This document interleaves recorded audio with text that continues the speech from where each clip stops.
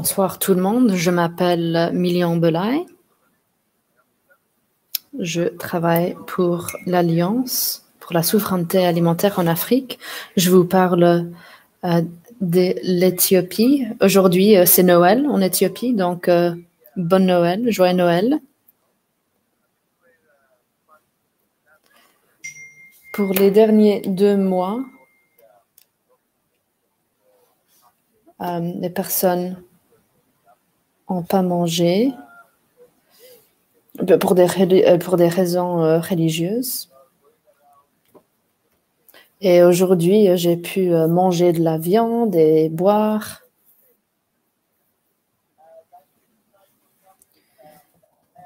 Merci d'être venu. AFSA et en collaboration avec l'ORFC coordonne cet événement. Ceci est le premier événement de la semaine de la conférence ORFC. C'est l'événement le plus grand en Afrique. Nos membres travaillent dans 50 groupes et nous sommes une alliance très grande. On a des pêcheurs, des agriculteurs, des pastoralistes.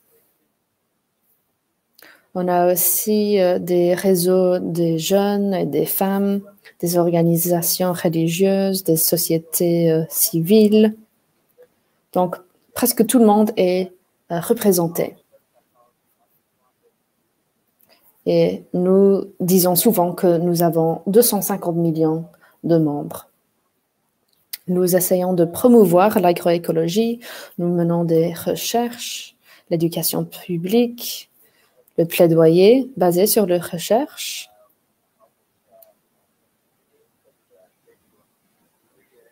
On ne travaille pas sur que des sentiments, mais plutôt sur la recherche. Et nous travaillons aussi avec la mobilisation sociale. Aujourd'hui, notre conversation est par rapport à la nutrition et quel système alimentaire l'Afrique en a besoin. Donc, je suis très heureux de voir. On a 3 individus ici avec nous. Ils sont tous des militants.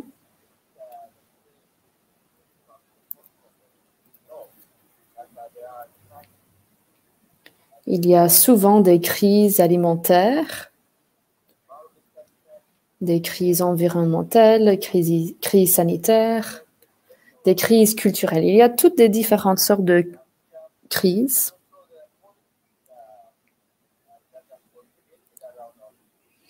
Et pour les politiques alimentaires, ils ont souvent beaucoup de problèmes. Ils ne sont pas démocratiques, donc ça veut dire que les personnes, les citoyens n'ont pas pu contribuer à ces politiques. Ils impliquent des acteurs externes. Il y a beaucoup d'innovations sur le terrain. Il y a beaucoup d'agriculteurs et pêcheurs qui sont impliqués dans le système alimentaire, mais qui sont pas, qu'on ne voit pas dans les politiques. Donc, on a commencé un réseau pour développer des politiques en collaboration avec la Commission de l'Union africaine. Il y aura un dialogue entre des différents pays sur ce sujet. Et il y aura aussi des dialogues à l'Union africaine. Aujourd'hui, on va très brièvement vous donner un petit goût du système alimentaire en Afrique. Gertrude vient du Zimbabwe. Elle est la coordinatrice pour la gestion alimentaire en Zimbabwe. Et pour les derniers 15 ans, elle a travaillé avec les organisations de la société civile pour sensibiliser le sujet. Elle est une entrepreneure sociale. Nous avons aussi Amadou Kanouté. Il est le directeur de Sécurité Afrique. Il vient du Sénégal. Il va nous parler du Ouest d'Afrique. Il travaille à l'Institut panafricain pour le développement, qui est basé à Dakar, Sénégal. L'organisation a 5 programmes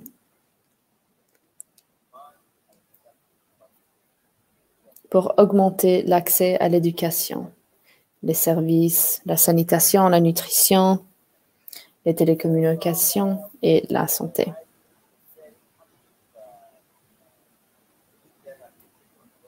On a aussi une militante tunisienne.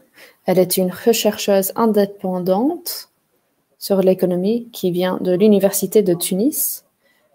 Elle est une observatrice parlementaire au Tunis et elle travaille aussi comme journaliste. Elle est très intéressée par les relations internationales et elle se concentre sur les droits socio-économiques et les droits environnementaux. Elle travaille sur le réseau alimentaire pour les citoyens. Donc, je pense que vous êtes d'accord avec moi qu'on a des panélistes très intéressants avec nous aujourd'hui.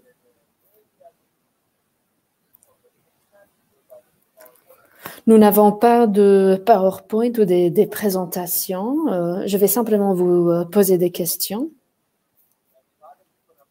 Et puis, si les participants ont des questions, les panélistes peuvent y répondre.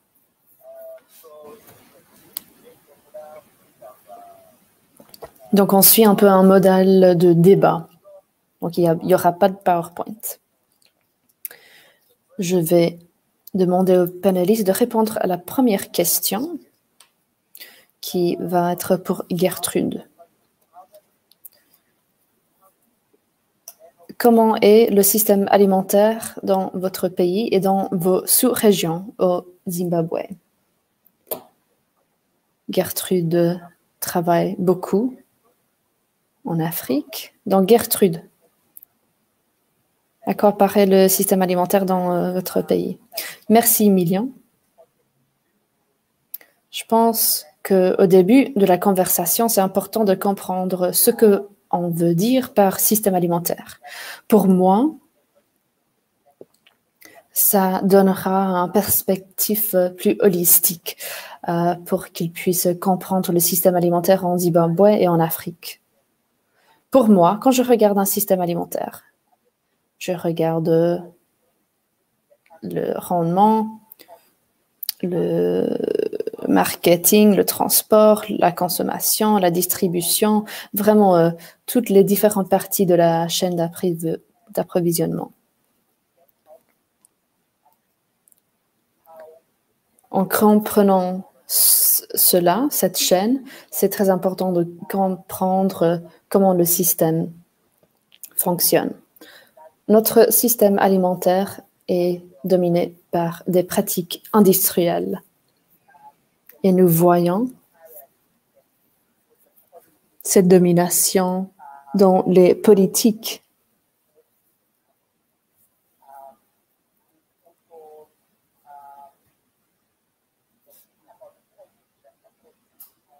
Les politiques soutiennent le système entier et c'est aussi l'infrastructure qui a été mise en œuvre pour le système alimentaire. Les décideurs politiques, les producteurs sont très fortement influencés par cette manière de penser industrielle. Beaucoup de personnes utilisent beaucoup de mécanisation, des semences hybrides.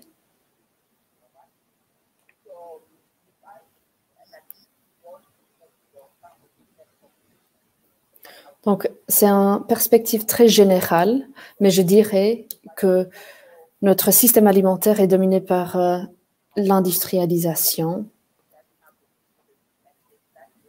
Mais il y a aussi des pratiques agroécologiques et qu'il y a cette reconnaissance que l'agroécologie est la manière de harmoniser ce système. Donc, je dirais que dans l'Afrique méridionale,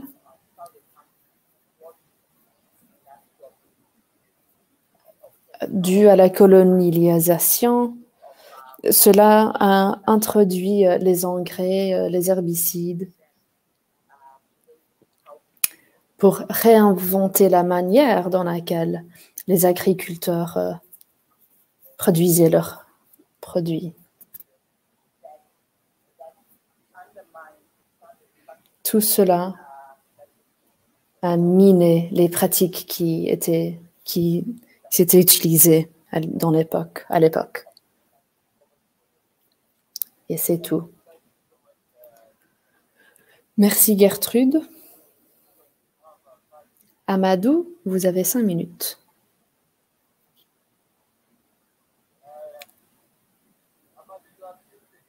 Amadou, on ne vous entend pas. Merci beaucoup, Million. Bonsoir tout le monde. Le système alimentaire dans l'ouest d'Afrique est très extrovert.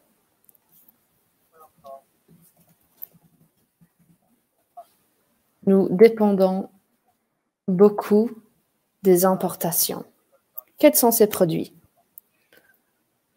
On parle de quels produits? Le riz. L'Afrique occidentale consomme 24 millions de tonnes de riz. Et de ces 24 millions de tonnes de riz, 60% sont importés.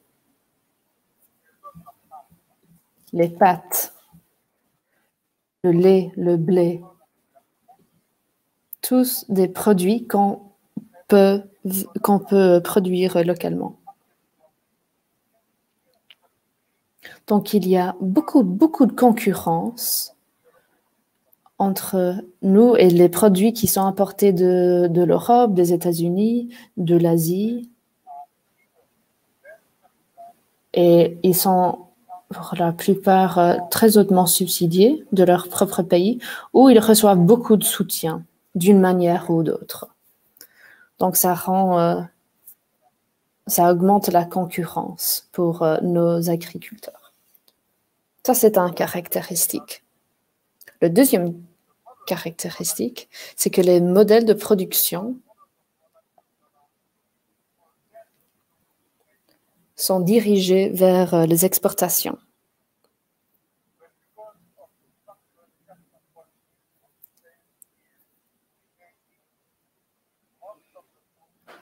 Les politiques d'ajustement structurel qui ont été mises en place dans les années 90 nous a forcé de faire des exportations, de dépendre davantage sur des exportations. Les modèles de consommation imitent ou essayent d'imiter les modèles de consommation que vous avez dans des autres cultures, en Europe, aux États-Unis. Voici les 3 caractéristiques qui minent toutes les capacités de production que nous avons, qui affaiblit nos producteurs. Mais il y a aussi une tendance que de plus en plus des agriculteurs et des gouvernements maintenant commencent à dire qu'on ne peut plus faire ça. Au Sénégal, par exemple, dû au Covid-19, des autres gouvernements ont décidé que pour le prochain plan de développement, la souveraineté alimentaire va être une priorité dans le plan de développement. Une autre décision qu'ils ont prise, c'est que de tout l'argent qu'on va mettre en achetant des engrais, maintenant 10% va être investi dans des engrais naturels. Donc oui, on a beaucoup d'inquiétudes de nos modèles de production extrovertis. Il y a aussi des modèles de consommation extrovertis. Les consommateurs ne sont pas conscients de l'impact qu'ils ont sur les niveaux de pauvreté ou l'effet négatif qu'ils vont avoir sur le sol, la manière dans laquelle que nous produisons. Les petits exploitants sont en train de s'organiser pour dire « nous ne pouvons pas continuer, cela n'est pas durable, nous ne pouvons pas continuer ainsi ». Le Sénégal ne peut pas importer chaque année 800 millions de dollars par an pour notre nourriture. Ce n'est pas durable. Excellent, Amadou.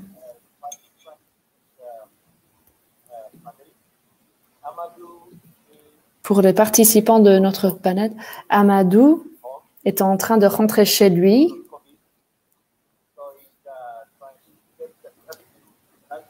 Et il y a un couvre-feu, en fait. Donc, merci, Amadou, d'avoir fait le sacrifice, d'être avec nous.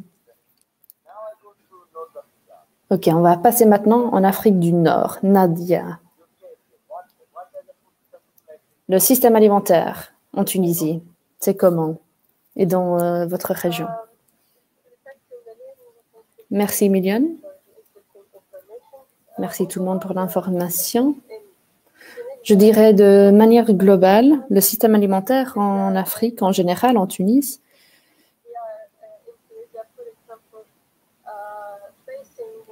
est très vulnérable. Nous sommes très vulnérables face au changement climatique. Il y a beaucoup de dégradation du sol dans quelques régions jusqu'à 70% et nous perdons 20 000 hectares de terres cultivables chaque année. Structurellement, nos systèmes alimentaires sont basés sur les petits exploitants. Mais, en dépit de ça, nous voyons que la plupart des politiques agricoles et des politiques gouvernementales encouragent l'investissement dans l'agriculture industrialisée au lieu de petite agriculture. Ils encouragent les cultures pour des exportations qu'ils utilisent pour soulager la crise économique en Tunisie, par exemple, qui date depuis 2010, après la révolution en Tunisie. Nos systèmes alimentaires et nos agriculteurs, plus en particulier, sont très vulnérables parce qu'ils sont au début de la chaîne de valeur, donc ils sont très impactés par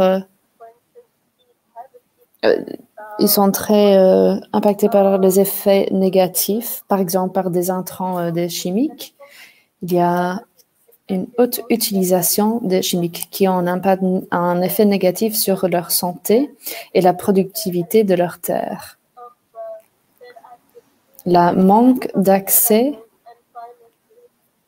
au financement lui mettent dans un cycle de dépendance.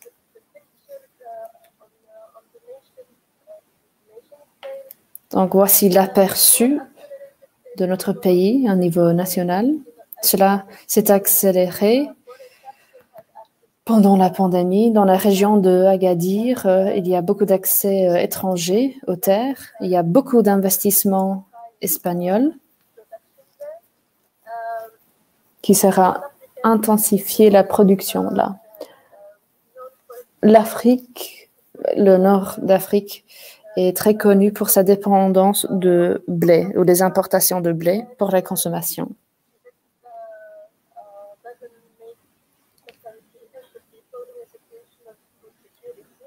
Et cela veut dire que le pays et les personnes expérimentent des situations d'insécurité alimentaire. Le gouvernement ne veut pas changer leur vision et ça aggrave la situation. J'ai commencé en mentionnant le changement climatique.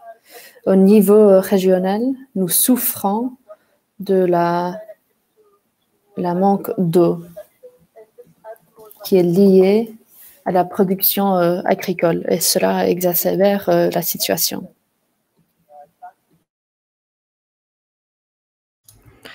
Alors, en 1 ou 2 minutes, parlez-nous du système alimentaire. Il y a un aspect de genre, il y a un aspect d'inégalité.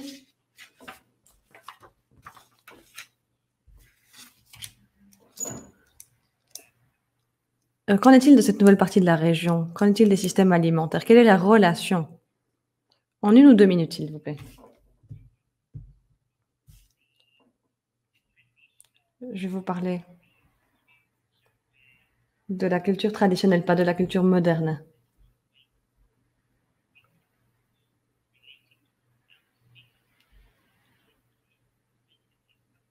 Je vous parlerai de la culture dans l'Afrique australe. La culture en Afrique australe est dérivée de nos ancêtres qui étaient en communion avec la terre. Nos ancêtres passaient du temps dans la nature. Dès lors, ils savaient comment entrer en interaction avec la terre, avec l'eau, avec les montagnes, avec les étoiles, avec le soleil et avec tout l'écosystème via lequel nous produisons notre alimentation. Les crises auxquelles nous faisons face aujourd'hui sont le résultat de cette déconnexion. Le système actuel est déconnecté des lois de la nature. C'est ça qui crée un désordre et un manque d'harmonie dans nos communautés. C'est cela qui intensifie les crises. C'est cela qui montre la fragilité de tout notre système en Afrique. Donc je dirais que la culture joue un rôle critique, joue un rôle essentiel. C'est celle qui permet aux gens de se reconnecter à la nature. C'est ça qui leur permet de vivre avec les lois de la nature.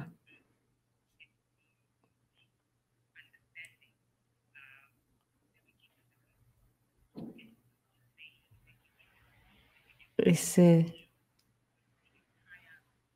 cette culture qui leur permettrait d'interagir avec les systèmes entiers qui nous permettent de produire de l'alimentation. En tant que sujet dans un système complexe.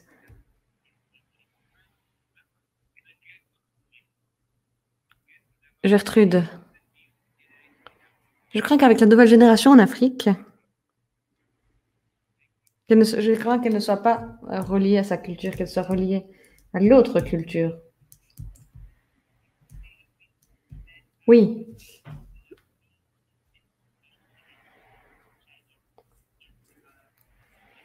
Parce qu'on leur a dit que la connexion à la nature et à leur culture était retardée. On leur a dit que ce qu'ils faisaient était inférieur. C'est ça. Pourtant, qui fait de nous des humains. Participer à ces systèmes complexes de soutien de la vie, la reconnaissance des cultures indigènes et des traditions fait partie de la solution pour redynamiser un système alimentaire sain, un système soutenu par les lois de la nature qui permettent à chacun de vivre en harmonie avec ses enfants, avec le sol, les arbres et avec l'écosystème dans son entièreté. C'est ça qui nous manque lorsque nous parlons de la jeunesse.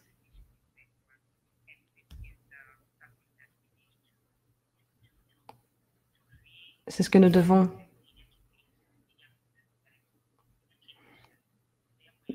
enseigner aux jeunes.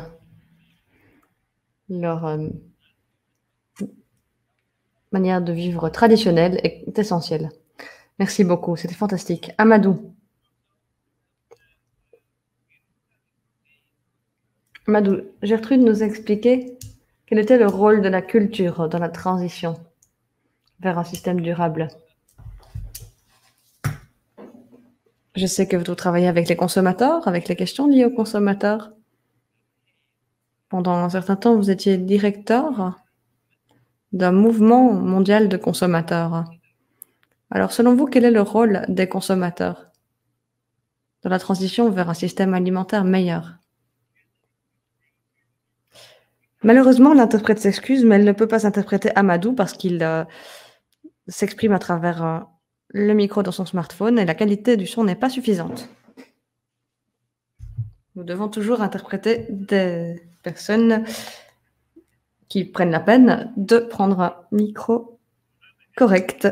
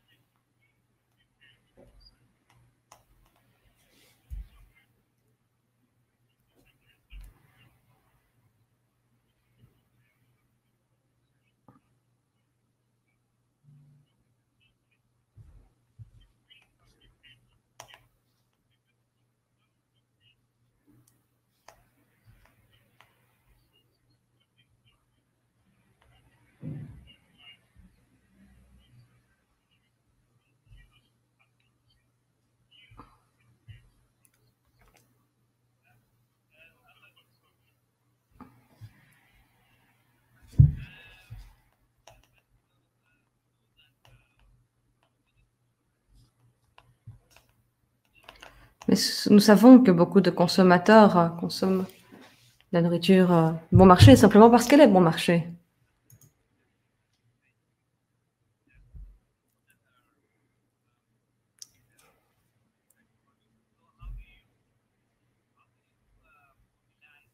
Comment mobiliser les agriculteurs à ce propos quand l'alimentation est un peu coûteuse? C'est la différence entre le mouvement des consommateurs en Afrique et celui dans les pays industrialisés. Ils font une distinction claire entre consommateurs et producteurs. Eh bien, en Afrique, nous parlons davantage des prosumateurs, à la fois producteurs et consommateurs. Comment nous assurer que les producteurs puissent obtenir un prix équitable de leur production, tout en nous assurant que les prix soient abordables? Les prix des biens produits de manière agroécologique, comment nous assurons qu'ils restent abordables pour les consommateurs? En particulier pour les consommateurs les plus démunis.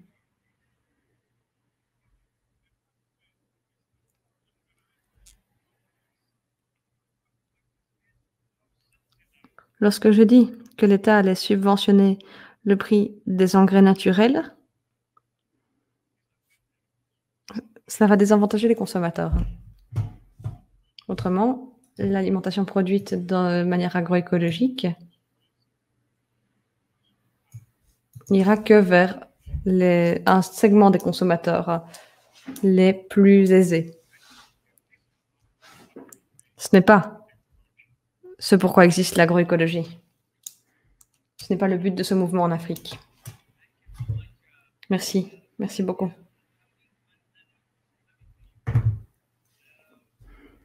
Merci Nada.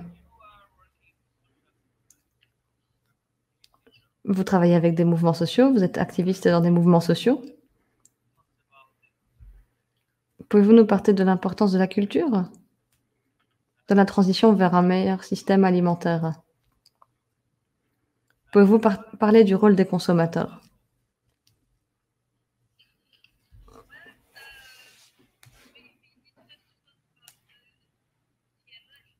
Nous devons d'abord parler de l'émergence des mouvements sociaux liés à l'alimentation. Nous sommes tout au début de ces mouvements sociaux qui ont l'alimentation au centre de leurs revendications. Mais pour le moment, et depuis quelques années, avec l'accélération de la destruction de nos systèmes de production, en raison de l'explosion des coûts des intrants, en raison de la destruction de la qualité des sols, l'on voit de plus en plus de protestations de la part des mouvements sociaux, particulièrement sur 3 sujets. D'abord, l'environnement et la pollution. Tout ce que fait l'industrie pour polluer, tout ce qui pollue le sol et l'air, ce qui empêche les agriculteurs de produire. Deuxièmement, le manque d'eau et l'inaction des États qui ne fournissent pas aux États de l'eau pour boire et pour irriguer leur culture. Et puis, les coûts de production, la concurrence inégale. On peut résumer ce mouvement en tant que protestation contre des modèles extractivistes de l'industrie. Et puis, les actions étatiques et l'accès au marché de la ruralité vers les villes.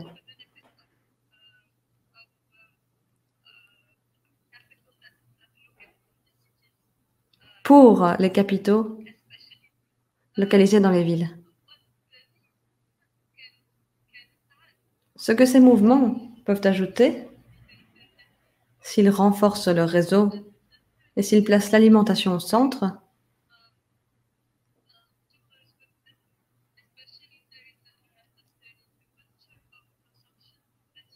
c'est changer une culture de consommation, surtout si elle est nouvelle, surtout si elle a été encouragée par la COVID-19.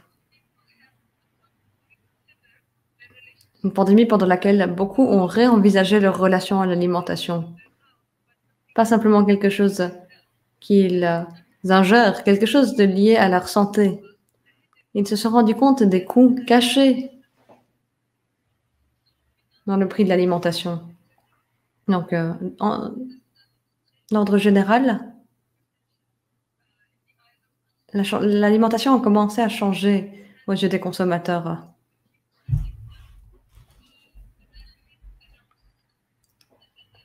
Ça nous permettra par la suite de nous réunir autour de l'alimentation en tant que concept multidimensionnel. Les producteurs, ceux qui vivent dans les zones rurales, ceux qui vivent dans les villes et les mouvements de travailleurs. C'est là que nous pouvons arriver en tant que mouvements sociaux à faire avancer la cause de la souveraineté alimentaire. Merci beaucoup.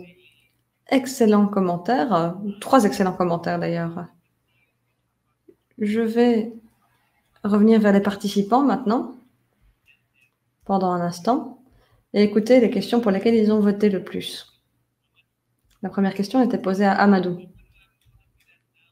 Amadou, je suis ravie. Vous n'êtes plus dans votre voiture, vous êtes rentré au bureau. Oui, je suis rentrée. Une question pour Amadou. Est-ce que la souveraineté alimentaire au Sénégal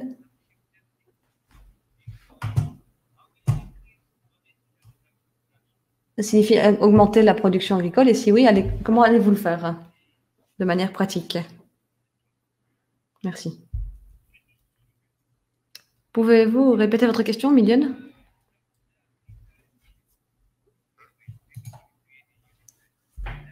Est-ce que la souveraineté alimentaire au Sénégal signifie une autosuffisance plus grande? Si c'est le cas, comment allez-vous augmenter la production agricole nationale d'un point de vue pratique? Quelles sont les semences sur lesquelles vous vous concentrez et quel est votre calendrier? Merci. D'accord. le gouvernement a décidé de travailler pour la souveraineté alimentaire dans notre source d'alimentation principale, qui est le riz. L'objectif était d'atteindre l'autosuffisance en riz d'ici à 2014. Et cet objectif n'a pas été atteint. Ce qui s'est passé,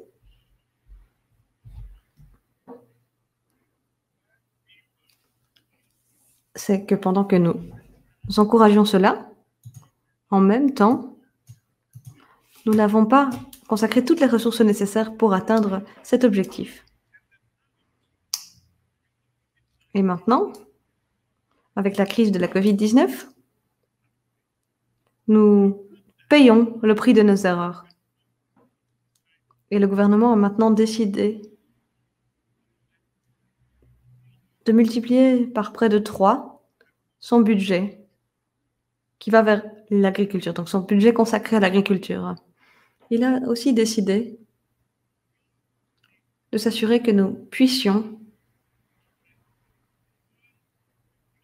placer la souveraineté alimentaire en priorité au programme politique. Et elle fait maintenant partie de notre plan de développement au Sénégal,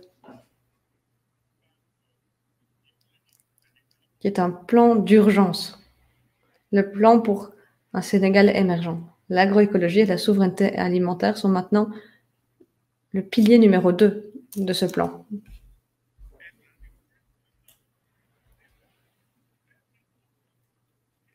C'est incroyable parce qu'il était très ouvert aux contributions de la société civile. Donc nous avons créé notre plateforme d'organisation de la société civile, des organismes régionaux. Et nous avons créé un document donné au gouvernement en lui disant « Voici notre contribution à votre plan pour la souveraineté alimentaire ». Le fait que les agriculteurs, les petits agriculteurs s'organisent entre eux et qu'ils soient sur le front pour encourager l'agroécologie, pour s'assurer qu'ils contrôlent la politique agraire, qu'ils contrôlent l'eau. Comment s'assurer d'avoir le contrôle de l'eau pour la production. Tous ces faits contribuent à nos avancées vers la souveraineté alimentaire, vers l'autosuffisance dans certaines régions critiques, dans certaines cultures critiques comme le riz, le millet, le sorgho, etc., qui sont déplacés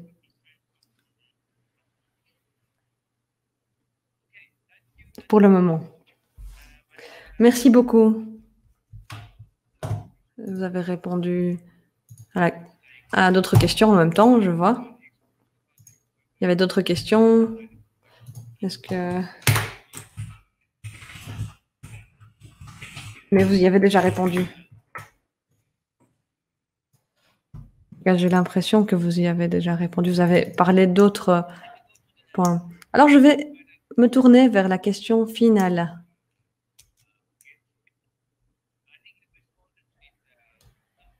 Vous y avez répondu en quelque sorte, mais j'aimerais que vous ajoutiez une petite perspective à ce propos.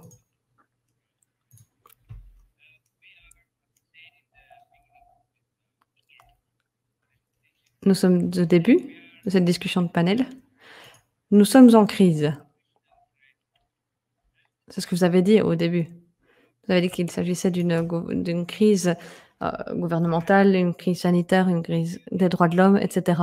Alors, comment quitter cette crise? Comment sortir de cette crise? En quelques points.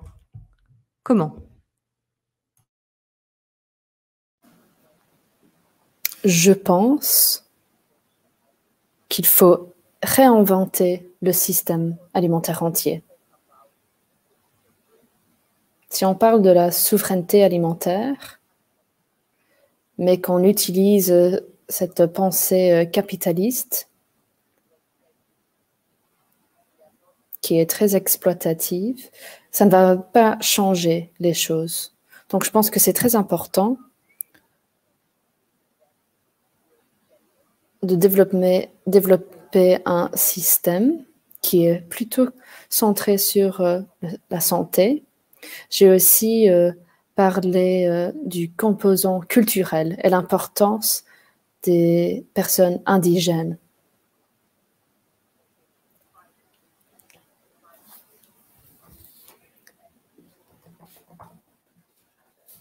Il faut trouver des moyens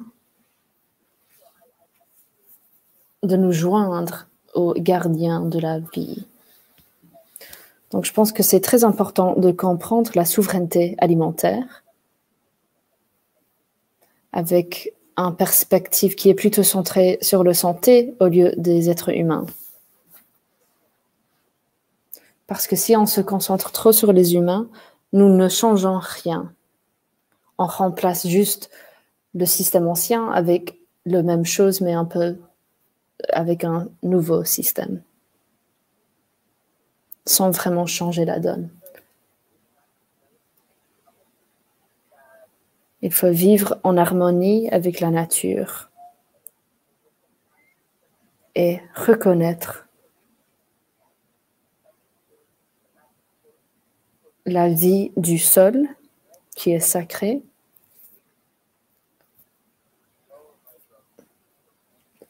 Elle est partie. J'espère qu'elle va bientôt revenir. À tous nos participants. Je pense que les panélistes se sont mis d'accord qu'ils vont rester après pour des questions. Donc, on peut toujours continuer après cette session. Donc, on va vous envoyer un lien. Il y a beaucoup de questions pour Amadou. Amadou, est-ce qu'on peut voir votre visage, s'il vous plaît? Ça, c'est mieux.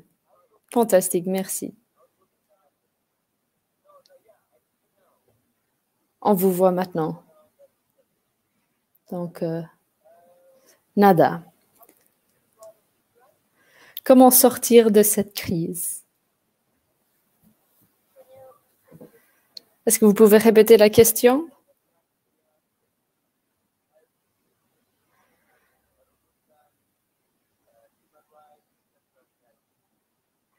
On est dans une crise culturelle à cause de la crise alimentaire, enfin à cause du système alimentaire.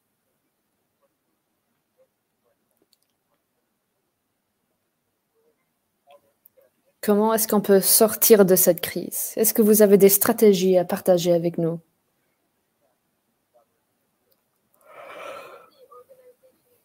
Oui, certainement, les organisations comme laquelle Amadou fait partie. Il faut faire des partenariats avec des agriculteurs. On ne peut pas sortir de cette crise sans des partenariats avec les consommateurs et les agriculteurs.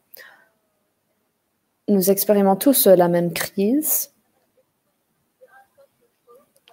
Donc, si les deux côtés sont reconnaissantes des efforts qu'il faut faire, on peut avoir des prix plus justes pour les agriculteurs.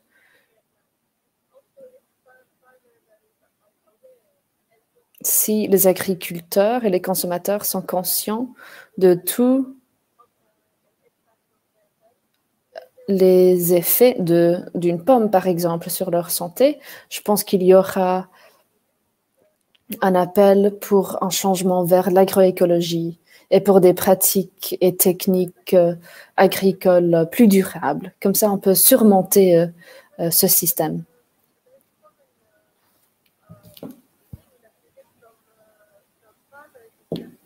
Souvent, on entend de la part des agriculteurs ou des agriculteurs tunisiens ce qui l'empêche de migrer vers de transférer vers une utilisation plus basse en utilisation des chimiques, c'est que les consommateurs n'utilisent pas des petits légumes et fruits. ils sont habitués à une taille régularisée. Il y a un manque d'informations. Et cela cache l'aspect que il y a une très grande pomme, mais le fait que la pomme soit grande a des effets très négatifs sur la santé des consommateurs. Donc, on doit vraiment surmonter tous ces défis pour nous transformer vers l'agroécologie. Merci beaucoup. Amadou, il y a beaucoup de questions pour vous.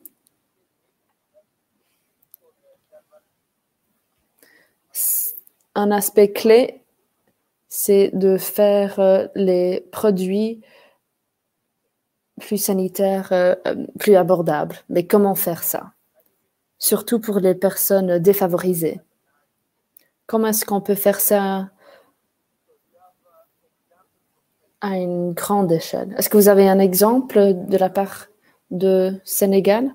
Amadou, nous voyons uniquement votre tête. C'est bien de voir votre visage. Je pense que vous bougez un peu votre téléphone. Ok, Million. Est-ce que je peux commencer? Oui. Et puis, il y a une autre question, la pêche. Il y a 4 usines qui vont ouvrir en Bangladesh. Est-ce que le gouvernement a un plan de souveraineté alimentaire? Ça, c'est une question de quelqu'un qui connaît très bien le Sénégal, j'ai l'impression.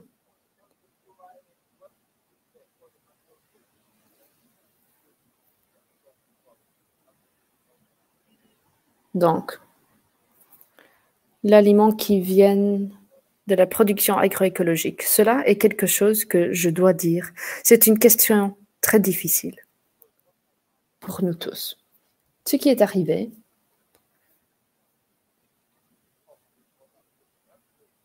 c'est que la plupart de la production qui était subsidiée était pour des aliments qui allaient être exportés ou pour la consommation à grande échelle. Et maintenant, nous disons qu'il faut s'assurer d'avoir de la nourriture qui est produite dans une manière durable, mais qui est aussi accessible en termes géographiques, mais aussi en termes financiers pour les consommateurs.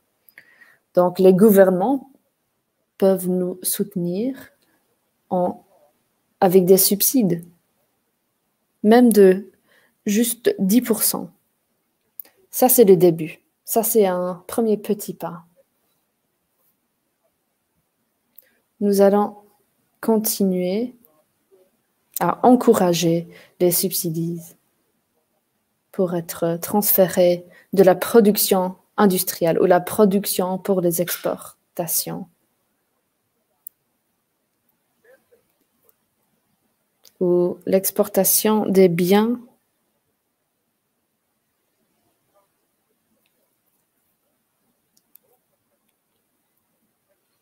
il faut avoir plus de développement. Quand nous parlons à nos dirigeants,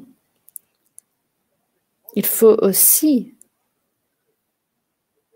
questionner un peu le langage qui est utilisé.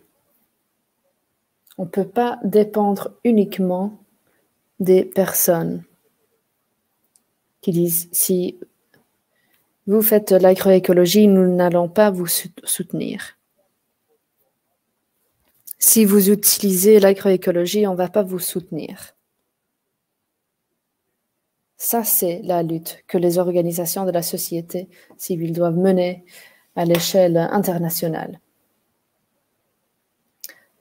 À l'échelle nationale, il faut travailler avec les producteurs, avec les consommateurs, pour avoir des coopératives où nous achetons en vrac et puis nous redistribuons. Ainsi, le coût d'1 kilogramme va baisser. Si un consommateur achète 1 kilo par jour pour nourrir sa famille, en comparaison avec des consommateurs qui puissent acheter 1 tonne par mois, alors là, les gens vont commencer à vous écouter. Ça, c'est la deuxième manière. La troisième manière, c'est les marchés institutionnels. Nous voudrions que nos gouvernements, la police, nos écoles doivent absolument être nourris avec des produits locaux.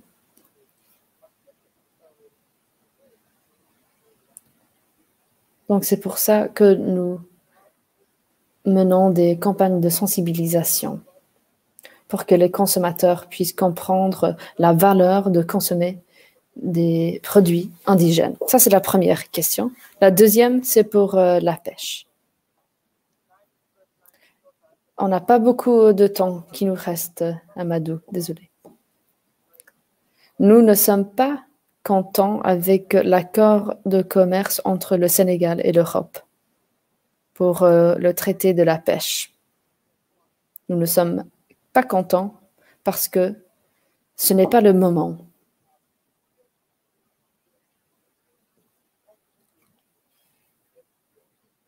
Les jeunes veulent traverser la mer pour arriver en Europe. Et c'est là qu'on a signé ce traité. C'était la jeunesse qui dépendait de la pêche dans la mer. Et nous sommes ici. Et ce traité vend nos ressources à l'Europe. Il faut vraiment changer ça. Les pêcheurs l'ont déjà dit. Les organisations de la société civile l'ont déjà dit. Et je pense que le gouvernement s'est rendu compte qu'ils ont fait une erreur. Et cela doit être corrigé. Merci, Amadou. La dernière question, je ne sais pas si vous pouvez répondre dans une petite minute. Mais le Sénégal est un exemple de l'agroécologie qui devient une stratégie nationale. Mais est-ce que cela se traduit dans des autres pays africains, dans l'Ouest par exemple? Je sais que il y a de la recherche qui est menée dans 10 pays africains pour voir comment l'agroécologie puisse être mis dans un plan national. Mais c'est quoi l'avenir de l'agroécologie dans l'ouest de l'Afrique, surtout avec, par rapport au gouvernement? Billion, c'était une question pour moi? C'était quoi la question? Agroécologie comme stratégie est utilisée au Sénégal.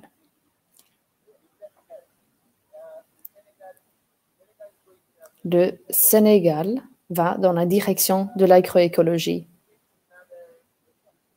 Est-ce qu'on peut le voir dans des autres pays africains? C'est ça la question. Une réponse rapide, s'il vous plaît. Oui. Je sais qu'en Mali, il y a des groupes qui travaillent sur cette politique, mais la situation politique au Mali est très instable. Donc, c'est pas vraiment possible d'avoir de l'activisme social. Mais au Sénégal, au Bénin, au Togo, voici 3 pays en Afrique occidentale où l'agroécologie fait beaucoup de progrès. Ok, merci. C'est vraiment dommage que Gertrude vient de m'écrire que sa connexion Internet est très instable.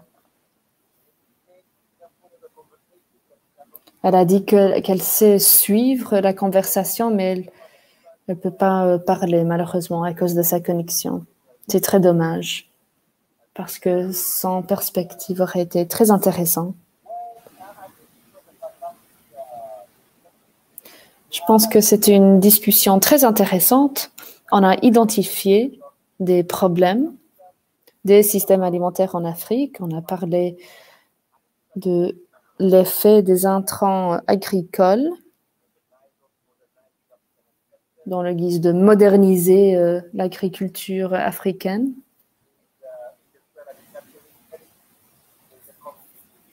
Il y a de la concurrence entre des agriculteurs africains. Il y a maintenant un lien Zoom.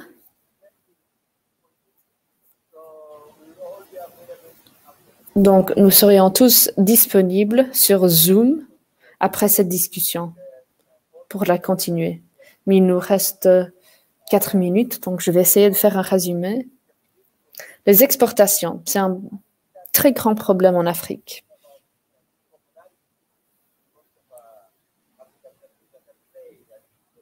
Ça, c'est un point en commun pour la plupart des pays africains. C'est le même dans l'Est, dans l'Afrique orientale.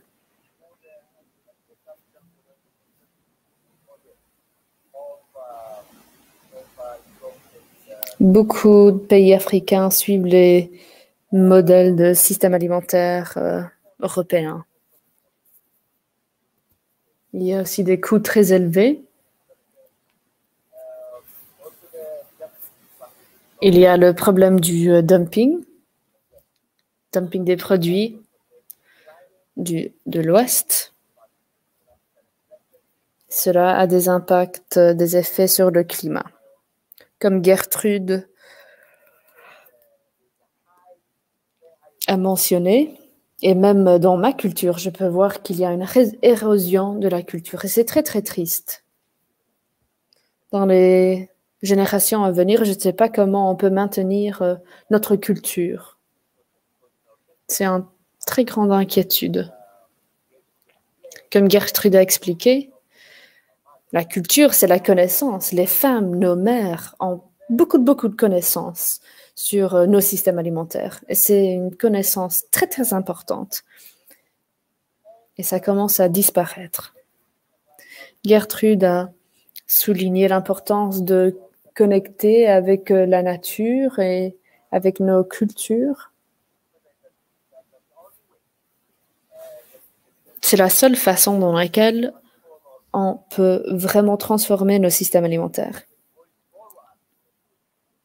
Quand on ne peut pas avancer, parfois il faut regarder en arrière et voir comment les systèmes alimentaires étaient dans le passé et apprendre et tirer des leçons.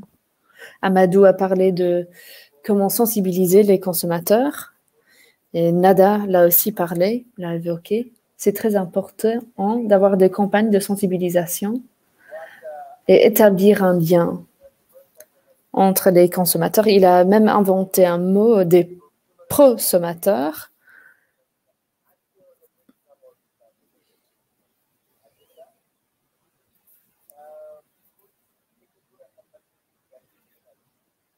Et puis, l'alimentation dans sa dimension polyvalente. Collaboration entre consommateurs et producteurs. Travaillant avec des coopératives. Je vous remercie tous. Je vous encourage à nous suivre pour la deuxième session sur Zoom. Cliquez sur le lien. Je sais qu'il y avait une question pour Afsa. Est-ce qu'on a besoin de soutien de nos collègues européens? Nous disons toujours qu'il faut avoir un lien avec l'Europe parce que c'est très important pour nous. Oui, bien sûr, nous voulons travailler avec vous. Merci à vous tous. Merci aux participants et aux panélistes pour vos excellentes contributions. Merci, Amadou, d'avoir fait partie de cette discussion de votre voiture et de chez vous. Merci à tous. cliquez sur le lien. Merci.